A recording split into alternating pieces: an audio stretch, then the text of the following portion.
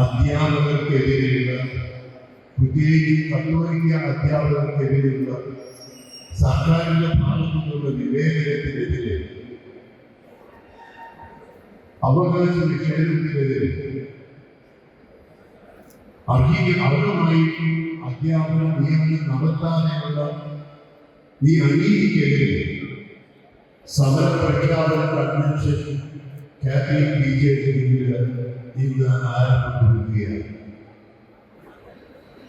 ഈ അവസരത്തിൽ എന്തുകൊണ്ട് കാത്തലിക് ബിജെപിയിൽ മറ്റു അധ്യാപക സംഘടനകളെക്കാൾ അപ്പുറത്ത് പ്രത്യേകമായി ഇങ്ങനെയൊരു അവകാശ കൺവെൻഷൻ, അധ്യാപക സമര പ്രഖ്യാപന കൺവെൻഷൻ നടത്തേണ്ടി വരുന്നു എന്ന് നിങ്ങൾക്ക് നന്നായിട്ട് അറിയാം.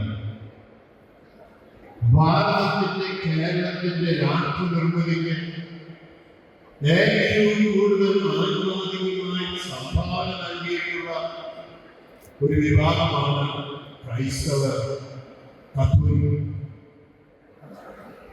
ഇന്നത്തെ ഇന്ത്യ, ഇന്നത്തെ കേരളം അത് വികസിതമാകുന്നതിന് വിദ്യാഭ്യാസ രംഗത്ത്, ആതുര ശുശ്രൂഷ രംഗത്ത്, സാമൂഹിക സേവന രംഗത്ത്, ആരോഗ്യ മാധ്യമ രംഗത്തും വ്യവസായ രംഗത്തും മറ്റുമൊക്കെ ഏറ്റവും കൂടുതൽ നാൽപ്പതിൽ സംഭാവന നൽകിയിട്ടുള്ളവരാണ് നമ്മൾ. എന്നാൽ ഇന്ന് പലതരത്തിൽ ക്രൈസ്തവ വിവേചനവും ആക്രമണങ്ങളും നേരിടുകയാണ്. ഓരോ സംസ്ഥാനത്തും ഓരോ രീതിയിലാണ് നടക്കുന്നത്. കേരളത്തിൽ ഇന്ന് നമ്മൾ നേരിടുന്ന പലതരത്തിലുള്ള വിവേചനങ്ങൾ ഇപ്പോൾ നിങ്ങൾ അധ്യാപകർ അനുഭവിക്കുന്ന അധ്യാപക നിയമനത്തിലുള്ള വിവേചനവും അവകാശ നിഷേധവും ഈ അടുത്ത കാലത്തുണ്ടായ 80-20 എന്ന രീതിയിൽ ന്യൂനപക്ഷങ്ങൾക്ക് നൽകുന്ന വിവേചനത്തോടെയുള്ള ക്രൈസ്തവരോടുള്ള പെരുമാറ്റം തുടങ്ങിയൊക്കെ നമുക്ക് ഇന്ന് വേദനാജനകമായ അനുഭവങ്ങളാണ്. ഈ പശ്ചാത്തലത്തിലാണ് നമ്മുടെ അധ്യാപക പ്രതിഷേധ കൺവെൻഷൻ നടക്കേണ്ടി വന്നിരിക്കുന്നത്. നിങ്ങൾക്ക് എന്നേക്കാൾ കൂടുതൽ അറിയാം, 1996 മുതൽ ഭിന്നശേഷി നിയമനങ്ങൾ ഒരുമിച്ച് നടത്തണമെന്ന സർക്കാർ ഒരു കോടതിയുടെ പശ്ചാത്തലത്തിൽ ഉത്തരവിട്ടപ്പോൾ അതിന്റെ വിധിയുടെ തന്നെ ചൈതന്യം മനസ്സിലാക്കാതെ 25 വർഷത്തെ ബാക്ക്ലോഗ് ഒരുമിച്ച് നിയമനം നടത്തിയിട്ടേ മറ്റു നിയമനങ്ങൾ പാസാക്കുകയെന്ന് ഒരു തെറ്റായ ഒരു നയം സർക്കാർ സ്വീകരിക്കുമ്പോൾ വേദനിക്കേണ്ടി വന്നത് ആയിരക്കണക്കിന് അധ്യാപകരാണ്, പ്രത്യേകിച്ചും എയ്ഡഡ് മേഖലയിലെ അധ്യാപകർ. ഞാൻ മനസ്സിലാക്കുന്നതനുസരിച്ച് ഏകദേശം 3000-ഓളം തസ്തികകളിൽ ഭിന്നശേഷി നിയമനം നടത്തിയാൽ മാത്രമേ മറ്റ് അധ്യാപക നിയമനങ്ങൾ അംഗീകരിക്കും എന്നൊരു തെറ്റായ നയം സർക്കാരിന്റെ ഭാഗത്തുനിന്നുണ്ടായി. 3000-ഓളം തസ്തികകളിൽ ഇപ്പോൾ നമുക്ക് ലഭ്യമായിട്ടുള്ളത് ഏകദേശം 500 തസ്തികകൾ മാത്രമാണെന്നാണ് വിദഗ്ധർ, ഈ മേഖലയിലെ വിദഗ്ധർ പറയുന്നത്. ഇതേക്കുറിച്ച് പറഞ്ഞപ്പോൾ നമ്മളൊക്കെ പറഞ്ഞു, നമ്മുടെ എയ്ഡഡ് സ്കൂളുകളില് ഭിന്നശേഷിക്കാർക്ക് ആവശ്യമായ സീറ്റുകൾ നമ്മൾ മാറ്റിവെക്കാം. ബാക്കിയുള്ള നിയമങ്ങളെങ്കിലും അംഗീകരിച്ചിട്ടില്ല. എന്നാൽ എല്ലാവരുടെയും ഭിന്നശേഷി എല്ലാം കഴിഞ്ഞിട്ട് അധ്യാപക നിയമങ്ങൾ അംഗീകരിക്കുന്നു എന്നുള്ളൊരു നിലപാടാണ് ഇപ്പോൾ സർക്കാർ എടുത്തിരിക്കുന്നത്. ഞാൻ പറഞ്ഞത് ശരിയാണെന്ന് അല്ലേ? എന്തുകൊണ്ട് ഈ അംഗീകരിക്കും?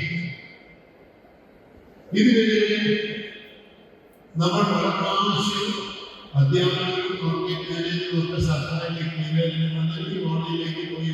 ഇപ്പോൾ 2018 മുതൽ 2021 വരെ നടത്തിക്കൊണ്ടിരിക്കുന്നതിനൊക്കെ താൽക്കാലികമാണ്. അവർക്ക് അധ്യാപകർക്കുള്ള അവകാശങ്ങളൊന്നും ലഭിക്കില്ല. 2021 ശേഷം മാത്രമാണെങ്കിൽ നിങ്ങൾ ദിവസം കൂലിക്കാരാണ്. ഞാൻ നിങ്ങളോട് ചോദിക്കട്ടെ, ഈ താൽക്കാലിക അധ്യാപകരും പിന്നെ ദിവസക്കൂലി അധ്യാപകരുമായിട്ട് നിയമനം അംഗീകരിക്കപ്പെടാത്ത അധ്യാപകര് നിങ്ങളുടെ ഇടയിൽ വന്നത് ഒന്ന് കൈവന്നിക്കാമോ? കർത്താവേ, അവരെ അതൊന്ന് ഓർത്തെടുത്ത് താൽക്കാലിക അധ്യാപകരെ ദിവസക്കൂലി അധ്യാപകരായി അംഗീകാരം കിട്ടാത്ത അധ്യാപകരെ എത്രമാത്രം നമ്മുടെ ഭൂമിയിൽ തന്നെയാണ് എത്രമാത്രം അധ്യാപകരെ കൈവന്നിരിക്കുന്നത്. നിങ്ങളുടെ വേദന സർക്കാർ കാണാൻ വേണ്ടിയാണ് ഈ അവകാശ കൺവെൻഷൻ ഇതിന്റെ ആരംഭം പറഞ്ഞു. നിങ്ങൾക്കറിയാം, ഈ അടുത്ത കാലത്ത് താമരശ്ശേരിയിലെ അലീനവിന് 6 വർഷമായിട്ട് ശമ്പളം കിട്ടിയിട്ടുണ്ട്. ഈ പത്തനംതിട്ടയിലെ 14 വർഷമായിട്ട് ശമ്പളം കിട്ടാത്ത ഒരു വ്യക്തിയുടെ കഥ ഭർത്താവ് മരിച്ചതിന്റെ കാര്യമൊക്കെ പറയുന്നത് ഞാൻ കേട്ടു. പത്തനംതിട്ടയിലെ 14 വർഷം.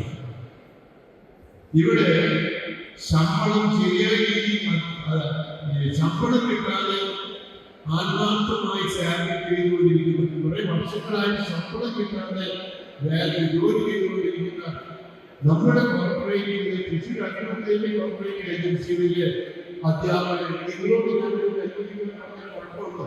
ശമ്പളം കിട്ടാതെ ജോലി ചെയ്യുന്ന അധ്യാപകർക്ക് കൈവരിക്കാമോ? കർത്താവേ, നല്ലൊരു നമ്പർ ഈ പദം ഒന്ന് കാണിക്കണം. സർക്കാർ ഒന്ന് നന്നായി ഈ കൈ ഒന്ന് കാണണം. ഇത്ര കൈ പിടിച്ചിട്ടുള്ളത് ഇത്രമാത്രം പേര് ശമ്പളം കിട്ടാതെ വിളിക്കുക.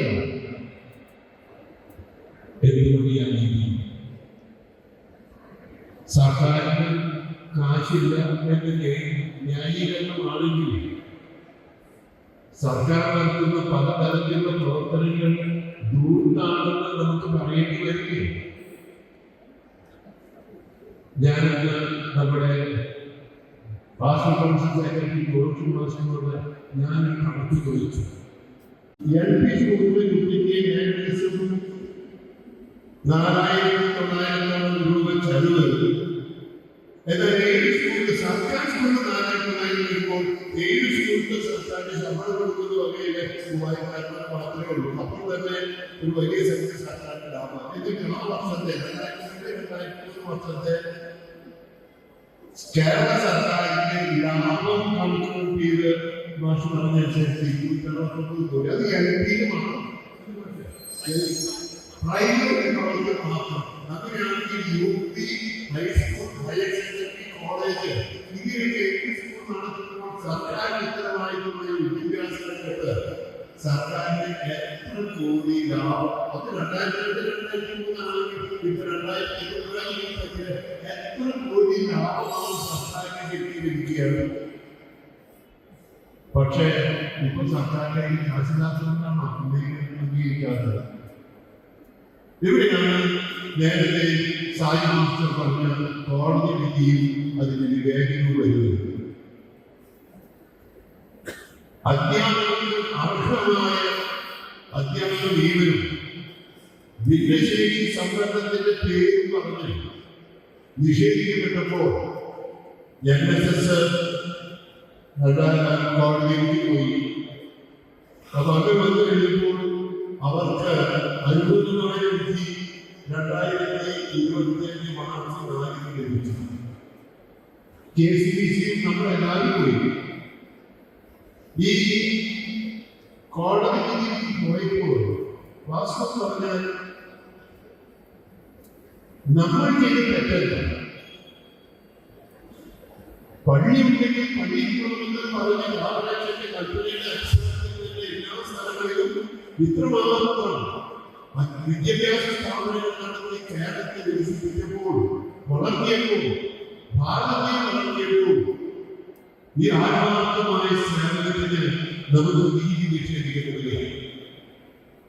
NSS-ന് ഇതിന് അനുകൂലമായ കോടതി കിട്ടിയപ്പോൾ ആ കോടതിയുടെ പ്രഖ്യാപനം ഇതുപോലെയുള്ള മറ്റ് സ്ഥാപനങ്ങൾക്കും അത്യന്യമായ രീതി അധ്യാപകർക്ക് നടത്തുന്നത്. എന്നാൽ 2020 മാർച്ച് 17 ഗവൺമെന്റ് ഓർഡർ വന്നപ്പോ NSS-ന്റെ അധ്യാപകർ നിയമനം രൂപീകരിച്ചു. പക്ഷേ ഇതുപോലെയുള്ള കോളേജിൽ KCTC കോളേജിൽ പോയിട്ട് ലഭിച്ചപ്പോൾ ഞാൻ മനസ്സിലാക്കാൻ ശരിയാണെങ്കിൽ 2025 ഈ ജൂലൈ 31 ഗവൺമെന്റ് ഉത്തരവ് പ്രകടിപ്പിച്ചു. ഗവൺമെന്റ് ഓർഡർ എന്താണെന്നറിയാമോ?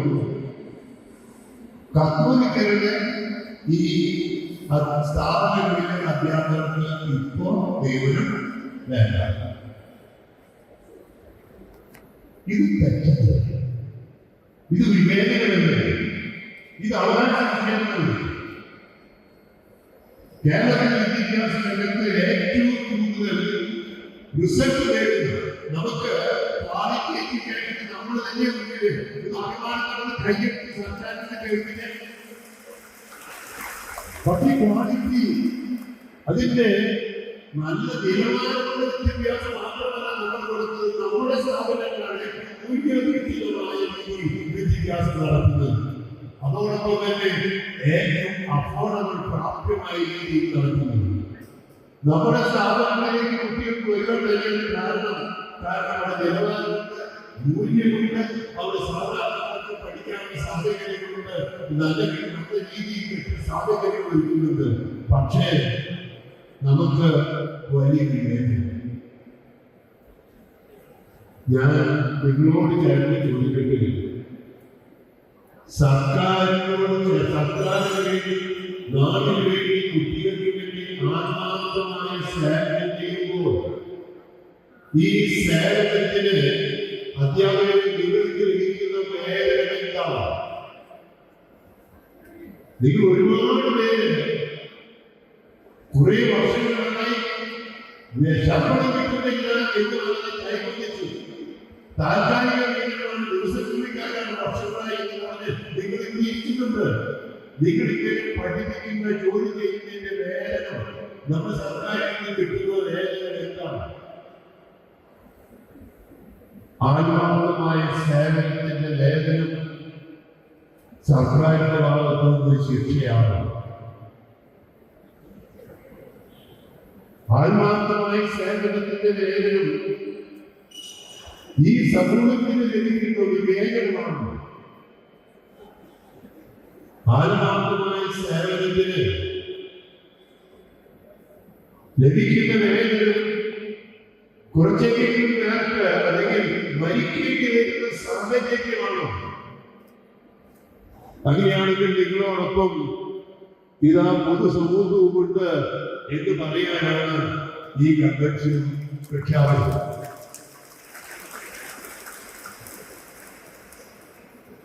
മാധ്യമങ്ങൾ മാധ്യമങ്ങളോട് ഞാൻ പറയാം, ഉണ്ടെങ്കിൽ അവരോട് പറയാൻ പറയുകയാണ്, ഈ അധ്യാപകരുടെ ഈ വേദനയിൽ പങ്കുചേരാൻ നാട്ടുകാരെല്ലാം ഉണ്ടാകും ഉണ്ട് എന്ന് പ്രഖ്യാപിക്കുകയാണ്. നിങ്ങളുടെ വേദന ശക്തമായി സർക്കാരിന് മുമ്പിൽ അതിനോട് അറിയില്ല. എങ്കിൽ അത് കേൾക്കത്തക്ക വിധത്തിലൊന്നും നിങ്ങൾ കൈയാണിച്ച് നിങ്ങളുടെ വേദന ഒന്ന് അറിയിക്കുകയും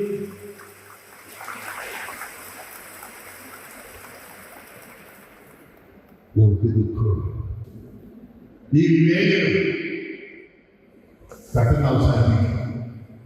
ഒരു സമൂഹത്തിന് കൊടുക്കാൻ സർക്കാരിന് മടിയില്ല. നമ്മുടെ കത്തോലിക്ക സമുദായത്തിലെ അധ്യാപകർക്ക് മാത്രം എന്തുകൊണ്ട് വിവേചനം നമ്മൾ ചോദിച്ചിരിക്കുന്ന ആരെ ചോദിക്കും? അതുകൊണ്ട് ഈ കൺവെൻഷൻ എന്നോട് പറഞ്ഞത് ഇവിടെ ശമ്പളം മേടിക്കാത്ത ഒരുപാട് പേര് കൈവരിച്ച് അവരുടെ പ്രതിനിധികൾ വന്ന് ഈ സമര ജ്വാല ഏറ്റുവാങ്ങുന്നു എന്നാണ്. ഇത് കത്തി പറയണം. എത്രയും വേഗം ദൈവത്തിന് അഭിമുഖമാകണം, എത്രയും വേഗം ശമ്പളം കിട്ടുന്ന സാഹചര്യം ഉണ്ടാകണം, എത്രയും വേഗം അധ്യാപകരുടെ ആനുകൂല്യങ്ങൾ സംതൃപ്തിമാകണം, അധ്യാപകർക്ക് അവരുടെ കുടുംബങ്ങൾക്കും വലിക്കേണ്ടി വരുന്ന സാഹചര്യങ്ങൾ എത്രയും വേഗം ഒഴിവാക്കണം. അതിനാണ് നമ്മുടെ ഈ കൺവെൻഷൻ. അതിന് ദൈവം നമ്മുടെ കൂടെയുണ്ട്, സഭ കൂടെയുണ്ട്, രൂപത കൂടെയുണ്ട് എന്ന് പറയാനാണ് ഞാനിവിടെ നിൽക്കുന്നത്. ഒരു കാര്യം കൂടി പറയാൻ ഞാൻ ആഗ്രഹിക്കുകയാണ്. നമ്മുടെ സമുദായം ക്ഷീണമർമ്മ സമുദായം 2026 അത് സമുദായ ശാസ്ത്രീയ വർഷമാക്കുകയാണ്. 2025 നമുക്ക് ജൂബിലി വർഷമാണ്. ഈ അവസരത്തിൽ അധ്യാപകരായി നിങ്ങളുണ്ടാവുന്ന എൻ്റെ അധ്യാപകർ എല്ലാ തരത്തിലും രാഷ്ട്രപതിക്ക് മുന്നിൽ നിന്ന് പലതരത്തിൽ നമ്മൾ മുന്നിലായിരുന്ന ഈ സമുദായത്തിന് കഴിഞ്ഞ ഏതാനും വർഷങ്ങളായി പലതരത്തിലുള്ള വിവേചനങ്ങൾ പലതരത്തിലുള്ള സാഹചര്യങ്ങളായി ഏറ്റവും പിന്നോക്കം പോയിക്കൊണ്ടിരിക്കുകയാണ്. വാണിജ്യ രംഗത്ത്, വ്യവസായ രംഗത്ത്, സർക്കാർ ജോലിയുടെ രംഗത്ത് അത് നമ്മുടെ സമയം നടത്തി ഒരു ശതമാനം മാത്രമേ നമ്മളുള്ളൂ. നേരത്തെ 14% ഉണ്ടായിരുന്ന ഇപ്പോഴും ക്രിസ്ത്യാനികള് 19, 18, 17, 16 ചുരുങ്ങി എല്ലാ രംഗങ്ങളിലും നിന്നൊക്കെ പോവുകയാണ്. അതുകൊണ്ട് അധ്യാപകരായ നിങ്ങളാണ് ഈ സമുദായ ശാക്തീകരണത്തിന് ഏറ്റവും മുന്നിൽ നിൽക്കേണ്ടത് എന്ന് കൂടി പറയാൻ ഞാൻ ആഗ്രഹിക്കുകയാണ്.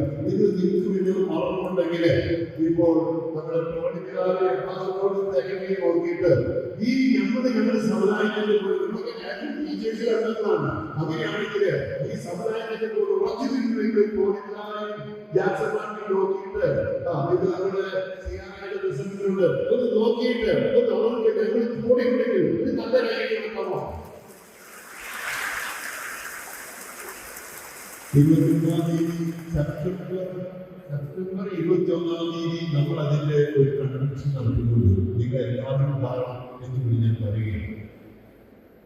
പ്രിയപ്പെട്ടവരെ, ഈ അധ്യാപന നിയമങ്ങൾ അംഗീകരിക്കാതെ കത്തോലിക്ക അധ്യാപകരോട്, ക്രൈസ്തവ അധ്യാപകരോട് നടത്തുന്ന സർക്കാരിന്റെ അനീതിയും ശിക്ഷാപരമായ നടപടിയും സേവനത്തിന് ശിക്ഷ നൽകുന്ന ആത്മാർത്ഥ സേവനത്തിന് ശിക്ഷയുള്ള സംസ്കാരം വളർത്തിയ സാഹചര്യത്തിൽ നമ്മുടെ ഈ അനീതിക്കെതിരായ സമരത്തിന്റെ അവകാശ കൺവെൻഷൻ ഔപചാരികമായി ഉദ്ഘാടനം ചെയ്തിട്ടുണ്ട്.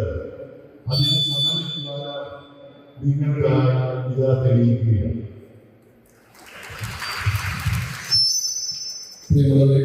ചരിത്രപരമായ സമരപ്രഖ്യാപന കൺവെൻഷനിൽ നമ്മളെ സാക്ഷ്യം വഹിക്കാൻ പോകുന്നത് സമരാഗ്നി പടർത്തുന്ന ആ മുഹൂർത്തത്തിലേക്ക് നാം പ്രവേശിക്കുകയാണ്.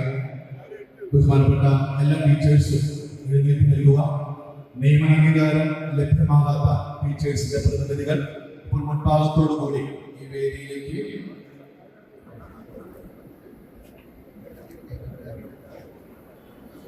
വേദിയിലേക്ക് എത്തിച്ചേരുകയാണ്.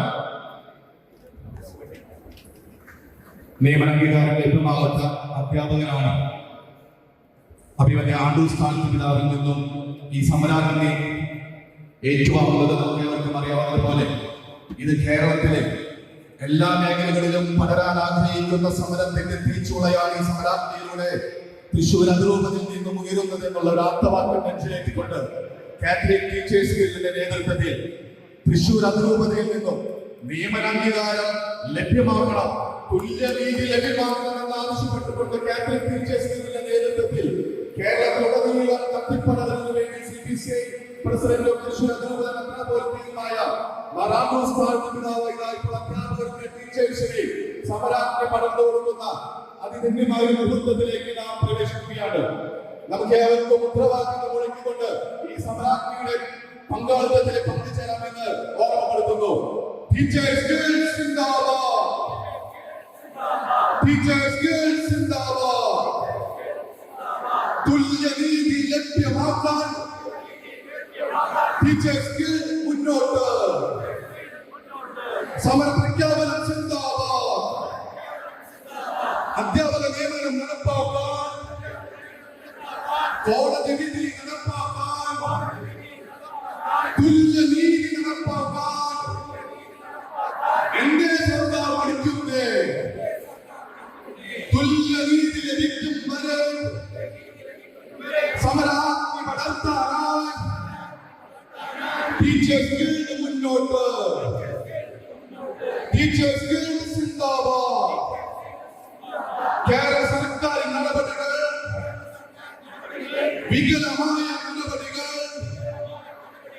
പിൻവലിക്കൂ സർക്കാരെ.